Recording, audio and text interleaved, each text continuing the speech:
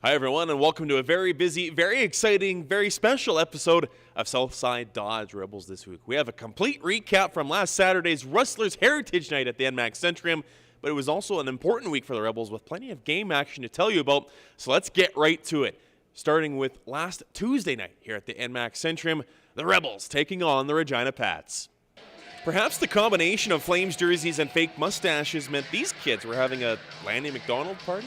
Pats come looking for the opening goal as Chandler Stevenson charges hard but can't beat Patrick Bartosak. Stevenson sets up the next good scoring chance for the Pats, but Bartosak shines with a pair of saves on Morgan Klimchuk and Lane Scheidel. We've got fisticuffs. Devin Fafford showing once again that he's afraid of no one, going toe-to-toe here with Dyson Stevenson. Brady Gaudet with the point shot, tipped in front by Wyatt Johnson, but a great save by Matt Hewitt keeps it scoreless.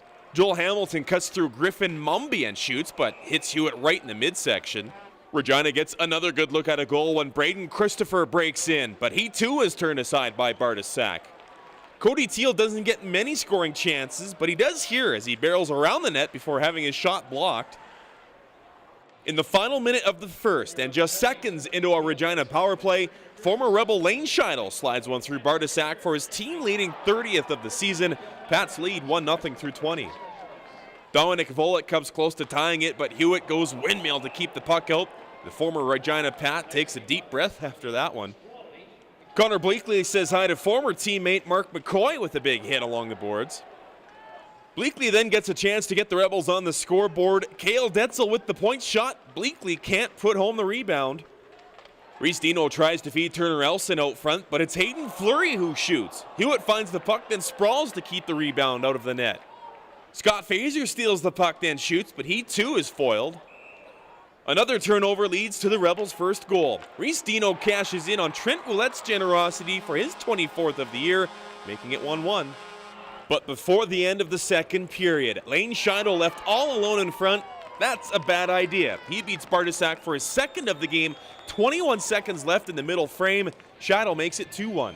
Fast forward to the late stages of the third. Rebels net empty. Turner Elson, who had multiple chances to score, finally pulls his team even when he converts his own rebound. That's his 19th of the year. 2-2 was the score, setting the stage for overtime. Connor Bleakley gets a chance in the extra frame, but that's an easy save for Hewitt. Then it's Hayden Fleury joining the rush. He too can't score. Time for yet another shootout. Lane Scheidel comes in with a full head of steam, but he loses the puck. Easy save there for Bartosak. Dominic Volek shot next for the Rebs. He scorches a wrister past Hewitt. That meant Stevenson had to score to keep the Pats alive. He cannot. Bartosak does it yet again. The Rebels win 3-2. Well, it wasn't pretty. I mean, we had, we weren't very good for 40 minutes, and our goalie played outstanding.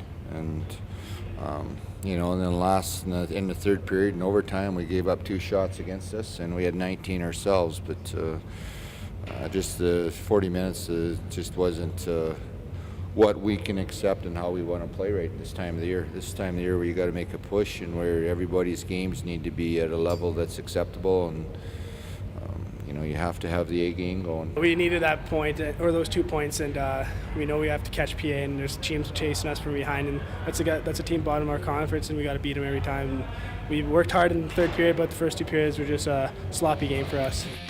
Game data brought to you by 247reddeer.ca. With another 2-point effort, Reese Dino takes over the Rebels team scoring lead. After that game, it was a Friday night affair down in Lethbridge, the Rebels visiting the Hurricanes. Rebels open the scoring on a first period power play. Dominic Volek puts home his 9th past Ty Rimmer for a 1-0 lead. Rimmer later makes one of his many outstanding saves in this game. Connor Bleakley fishes for the puck, then is drilled by Canes D-man Mike Simpson. Reed Duke with a great move to create a great scoring chance for the Hurricanes, but Bartosak snuffs that one out. In the third, more magic from Bartosak as he shuts the door 2 more times. Then he gets a bit of help as a tipped shot goes off the goalpost and stays out. Turner Elson puts this one away with the empty net goal, his 20th goal of the season. The Rebels win a big one on the road, 2-0. Patrick Bartosak rewarded for yet another stellar 32-save performance. This time it's his third shutout of the season.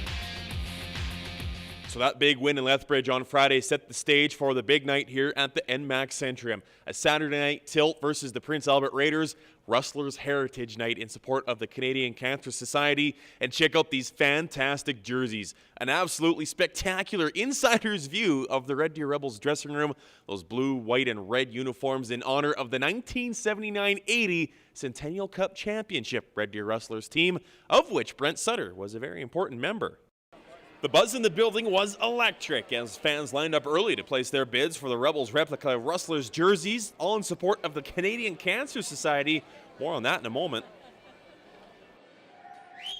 And speaking of those jerseys, here they are in action as Patrick Bartosak leads his troops from the dressing room onto the ice. Man, do they look great. Former Rustlers GM and coach and longtime Rebels season ticket holder C. Swanson on hand for the ceremonial puck drop. Meantime, Bartosak came into the game leading the entire Western Hockey League in save percentage. And he was put to work early in this one as a horrible turnover leads to a great scoring chance for Leon Draisaitl. Reese Dino and Turner Elson team up for a chance of their own, but Luke Siemens gets the pad down to shut the door. Brooks Maxwell fires on net, tipped in front by Tyson Ness, but Siemens there once again. Connor Bleakley shoots, but it's tipped high by Davis Van Dane. Raiders open the scoring on a breakdown by the Rebels. Van Dane finds himself open, finds the puck, then finds the back of the net for a 1-0 PA lead through 20. Rebels win the offensive zone face-off. Joel Hamilton kicks it around. Matt Bellerive gets the shot away but is denied. Anthony Bardero with the big hit in the corner leads to another great chance, but Bartosak stands tall. Here's Bleakley again, coming in from the corner this time, but again he can't put the puck in.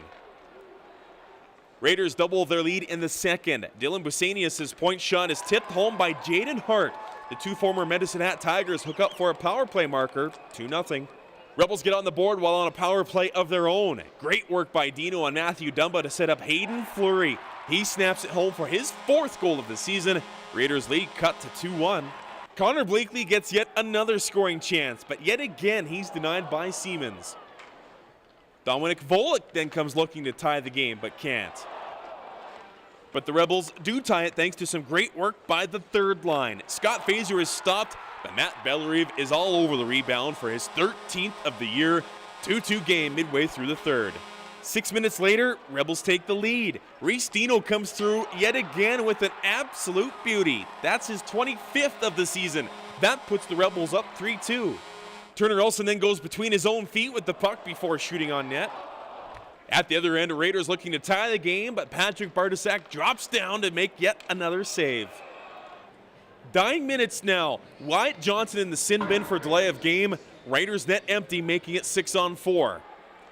They come looking for the equalizer. Bartosak makes one save. Then Dumba picks off the pass and shoots on net. That one is blocked, but Elson finds the puck for his second empty netter in as many nights. The Rebels on Rustlers Heritage Night move 2 points up on the Raiders in the standings with a 4-2 win. Obviously, it was a great day and to honor the Rustlers and their legacy here in the city and Central Alberta, and to get 2 points too is huge. Obviously for ourselves also. I mean, it's a big win for us, and you're getting down 2-0 in a game. And we stayed with our game, and obviously it was a big power play goal for us, and it got us right back in it, and we seem to gain some momentum off that. Reese Dino comes through yet again. Hayden Fleury scores a key goal. A great night on and off the ice at the NMAX Centrium. And as we mentioned earlier, Rebels fans stepped up in a huge way in support of the Canadian Cancer Society, bidding more than $25,600 for those replica Rustlers jerseys. A job well done.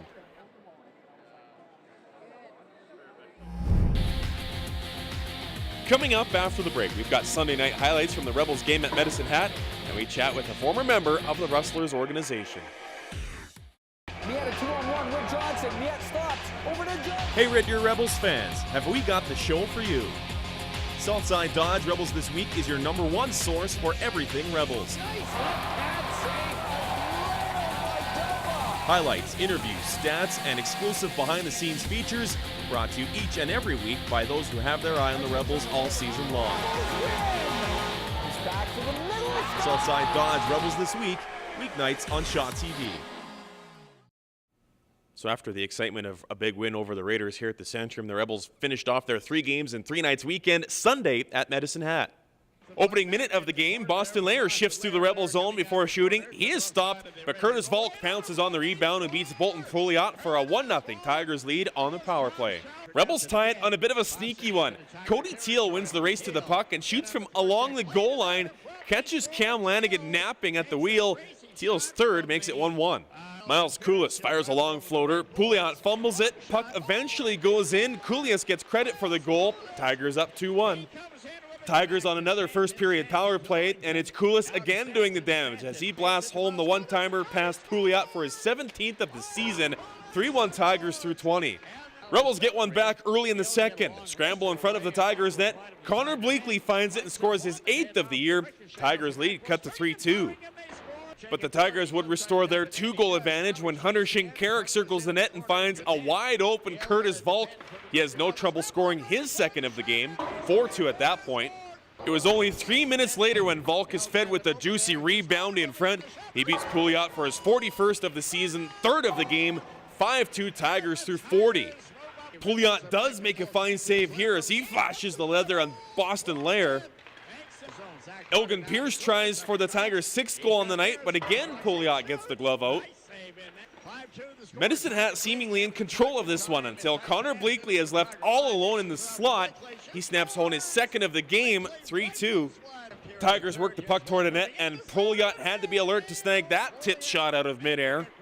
Less than 5 minutes to go, and Brooks Maxwell scores a beauty on a shorthanded breakaway. Maxey's 8th makes it 5-4. But the Tigers weren't phased as they forced Pouliot to make another diving save on Trevor Cox. Cox then misses a shot at the empty net, but it wouldn't matter. The Tigers hang on for the 5-4 victory. We were off to a bad start. We took a lot of penalty troubles, and it showed that we weren't in the game early. And first 2 periods, we got into penalty troubles, and they worked us most of that game. And then the 3rd period, we came back and made a push, but it wasn't good enough. We dug ourselves too deep of a hole. 3 goals from sniper Curtis Volk helped bring an end to the Rebels' winning streak. We've seen this coming for a while, but Reese Dino finally took over the Rebels' team scoring lead this past week. He also hit the 25-goal plateau.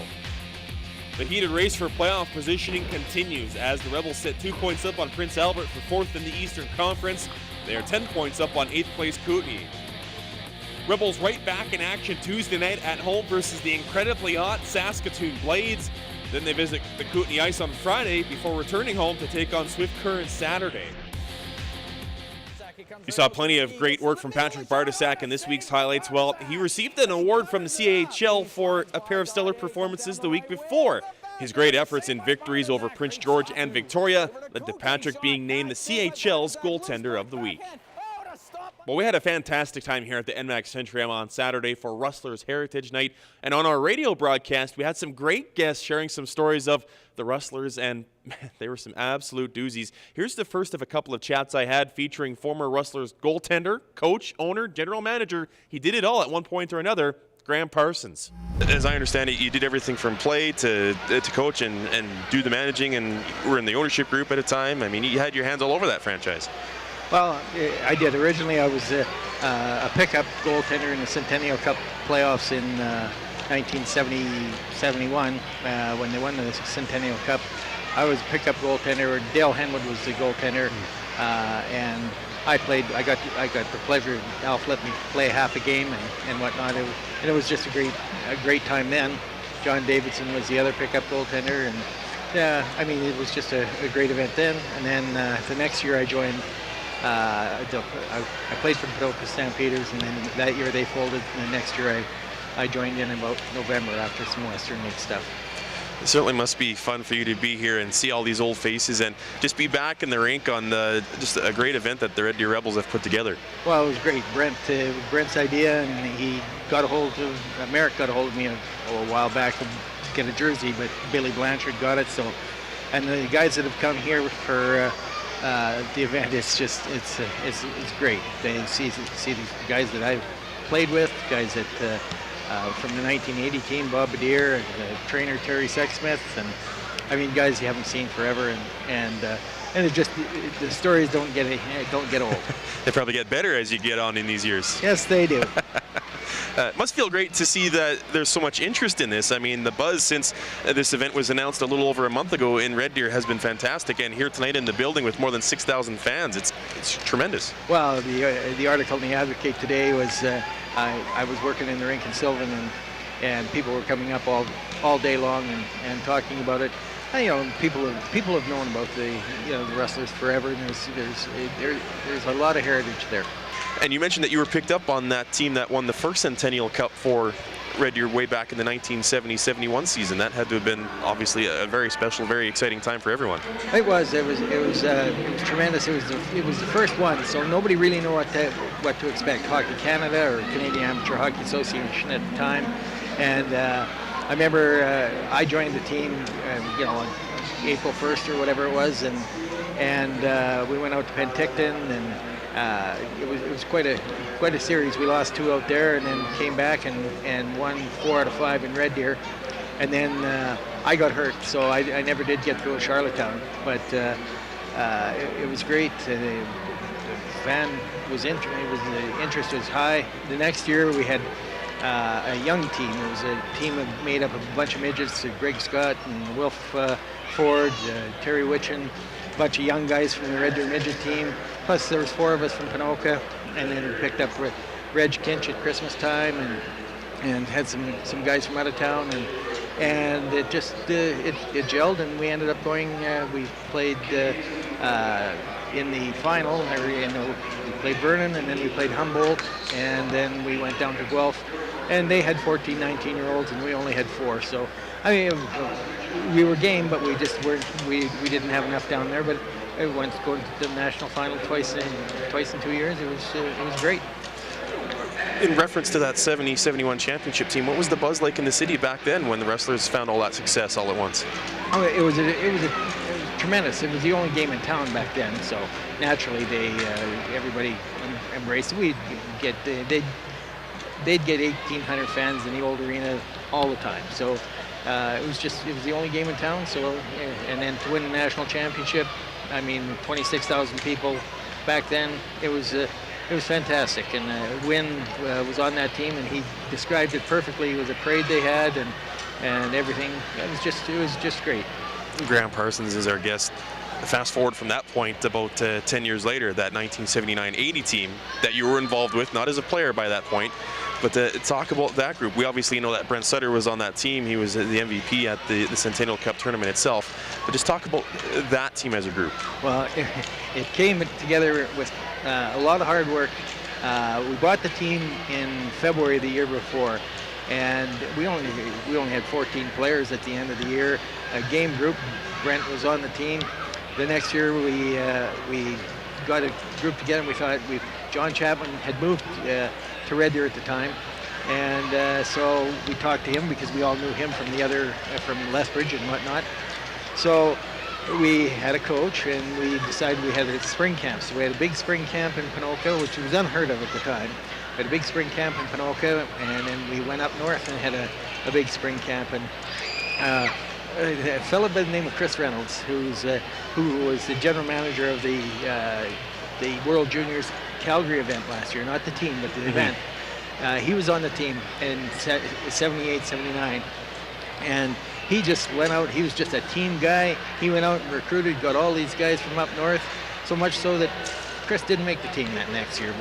But I mean, he got Bobby Badir. We had a whole bunch of northern guys.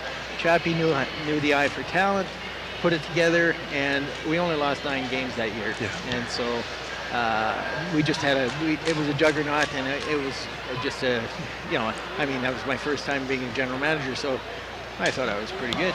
Worked out pretty well in the end anyway. Yeah. Graham Parsons joining us to talk Rustlers history here on Rustlers Heritage Night at the NMAC Centrium. Now I need to ask you about one date in particular, because it's one that lives on in infamy, not only in Red Deer sports history, but Alberta junior hockey history. November 21st, 1979. Red Deer Rustlers taking on St. Albert. I'll let you take it from there. Okay, it was the game before. Chappie had got suspended in Sherwood Park for chasing the referee around the ice in a call. So he got 12 games. So I have to coach, and I'm not a coach. I was a manager. So anyway, we were going up to St. Albert, and there was a big rivalry going on, and we knew that something was brewing. But we got to the rink. We walked into Aikinsdale Arena, and went in there and getting dressed. And those days, you could warm up the whole ice until the other team got on the ice. So Doug Messier was the coach. He got their team out there, and they were all over the ice, and they were cutting up our crease just because that's what you do. That's what you did back then, slap shot days. And so we had our backup goalie was a kid called Dwayne McCauley. He was a pickup from the midget C's because we only had Tiger Pierce. And so they were doing it. So if once he had one guy on the ice, you could hold. They had to go in half ice. So I went in the dressing room and said, Dwayne, get out there. So he threw on his gloves. I don't even think he had his mask or stick. On he went, and they retreated. Then our guys come out one at a time, knowing something's up, and they were doing wallies. Only you do wallies side to side normally. They were doing it from the end to the center line. So they're spraying our guys. And the late Cowboy Huel, he was a real character. He started yapping naturally, and then all of a sudden the brawl was on. And I'm on the bench, and I'm looking at trying to check our young guys, because we had Garth Hildebrand, who was 15, and the twins were 16. Tiger Pierce was our only goalie, and he was only 5'6". So I was looking to see how they were faring, and then I had to look to see how Brent was doing. And Brent he had himself barricaded in the penalty box, so he was doing fine.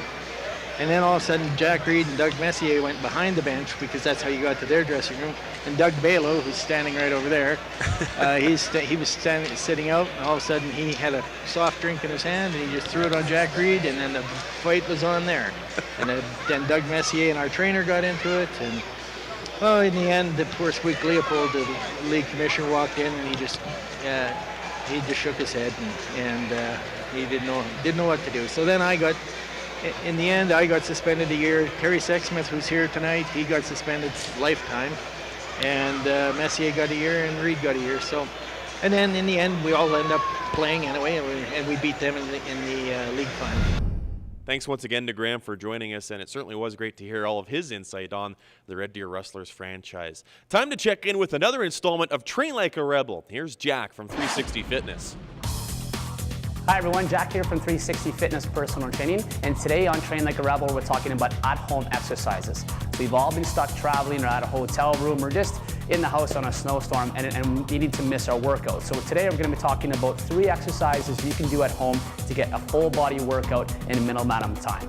So here with Brooke, she's starting out with the lower body exercise, and this is just called an alternating lunge. So it's great. So it uses the whole lower body, it uses your quads, your hammies, and your glutes. Try for 3 sets of 12 each leg. For an upper body exercise, we're going to transition into a push-up. Again, you can use any floor, just make sure it's nice and clean. What she's going to do is she's going to start with her feet nice and close together, her head up, her hands just outside the shoulders. Again, she's going to go for 3 sets of 12. It's going to work the entire upper body. It's a great calorie burner. After that, for a little bit of cardio, we're going to work into a stepper. So everybody has stairs at home, or at least a milk crate. So what we're gonna do is just mimic that this is the bottom of the stairs, and we're just gonna alternate through, do 3 sets of 20 each side. Southside Dodge Rebels This Week is presented by Southside Dodge Chrysler Jeep in Red Deer, Alberta. Welcome back to the show. Well, if you thought our interview with Graham Parsons was fun, check out this next chat I had on Rustlers Heritage Night featuring former Rustler and a guy who appeared in Slapshot, Win Dempster. Take us back, wind the clock back, if you will. Give us the background as to your involvement, your playing days with the Red Deer Rustlers. Well, I came here in 69, 70, 70, 71, played the 2 years. 71 was the first Centennial Cup. It was in Charlottetown. Actually, that year, we were figuring this morning, I think we only had 4 home games the whole playoffs because the ice was out for the rodeo downtown. So it actually makes it a lot more exciting. And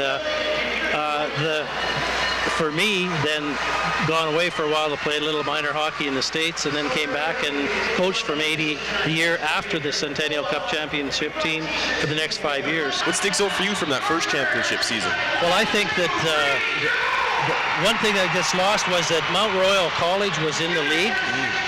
They were they could be any age they wanted to, but we had to play them in the first round, and they were men. I mean, we beat them, and actually during the year, but we didn't think we were going to get out of Alberta, let alone get, where we went. And then we got on a roll. We could do it either way. We could fight, we could skate, and we could score goals, and each series was a different series. So it was, I didn't think it was good coaching when I was playing. Every other coach doesn't know anything type thing. But you look back at it, it was a wonderful job of coaching, and for the most part, the experience in Charlottetown for 2 weeks we were there, maybe almost 2.5 weeks. It's like a life-changing. They treated you so good, and then booed your buns off in the arena, and then took you out for supper after. So it was a good. I can't think of too many bad things about it at all. We kind of just skirted on the fact that you played some minor pro hockey of your own, but one of those stints in particular was a rather interesting one. The one in Pennsylvania that you touched on. Yeah, it was. I guess you're alluding to the hockey, to the motion picture, but the Johnstown Jets, the movie Slapshot was written by one of our players on the team, Ned Dowd. His sister wrote it. She rode on the bus the year before for about a month and got all the stories from the history of the league.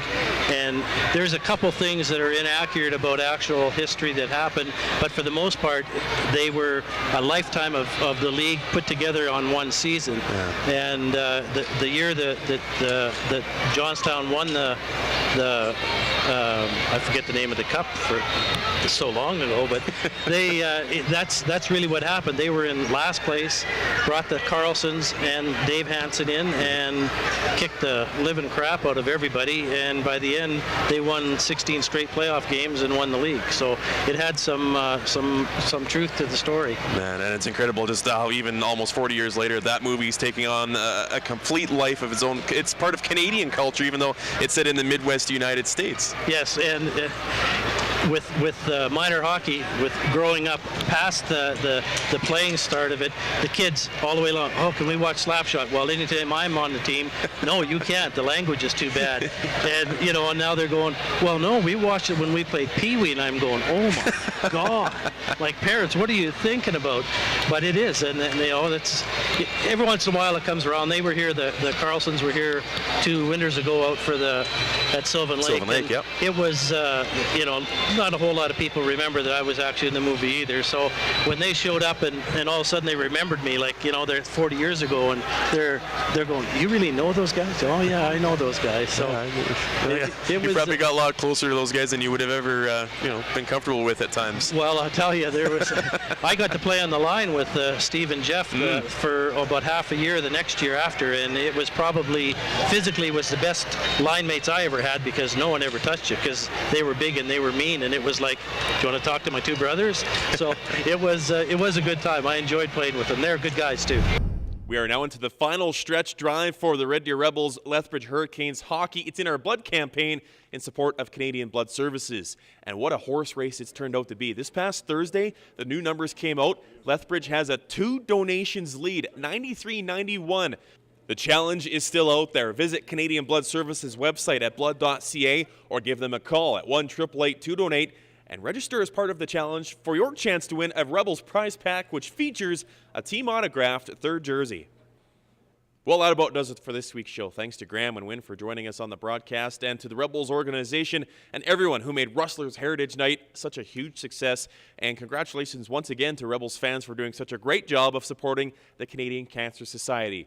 Check us out on Twitter and on Facebook and on our website as always. We'll see you next time.